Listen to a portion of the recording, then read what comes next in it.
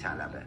اینه که میخوام بهتون بگم اینا رو با هم اشتباه نگیریم که داشتیم چند تا مورد هر کاری پدر مادر به بچه برد دادن. شما یک مشاور خوب مالی میتونی برای خیلی ها باشی. وقتی ثروت وارد زندگی